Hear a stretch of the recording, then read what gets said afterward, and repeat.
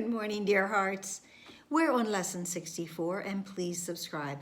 Today's lesson is Let Me Not Forget My Function. We are themed here with about our function and about light and about forgiveness.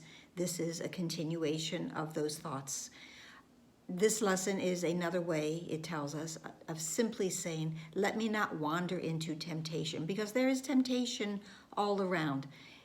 The ego is filled with ideas of how to tempt us away from our function of being the light of the world, of being of forgiving, which is part of our function as the light of the world.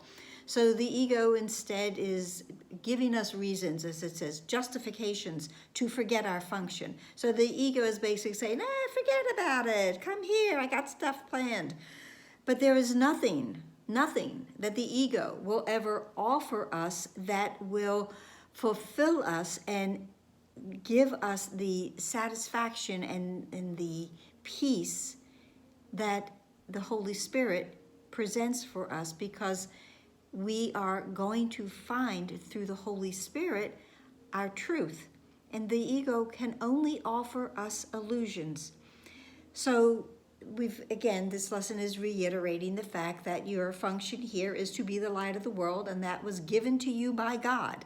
Okay, this isn't just some little meager bequest upon you. This is given us by God. And the Holy Spirit will help us with this and take everything that the ego throws at us as a temptation to forget about our function, and will transform it into something that can be used for the salvation of the world, because that is only how we all will be free. It is how we will escape from illusions. And in one of our review lessons last week, we talked about the prison break, breaking out of this prison that we have walked into. It's the trap of the ego. So whether or not we choose to fulfill our function is going to determine whether we are happy or unhappy. And happiness is another part of our function. This lesson says that basically every single decision that we make is choosing between happiness or unhappiness. Now, this is another reworking of another thought that we have had, that every idea, every thought, on some level makes or creates, makes something of the ego or creates something of the eternal. So this is just another way. Everything is going to be unhappiness, make, or happiness, create. Our practicing is in the morning, in the evening, and at least once during the day, 15 minutes. But the idea is, that we are given to start in for our practicing is, let me not forget my function. Let me not try to substitute mine for God's, my function that I think is through the ego. And let me forgive and be happy, because this is our path to happiness. It is through forgiveness, and it is through recognizing that we are the light of the world. It is the only true way that we will be happy.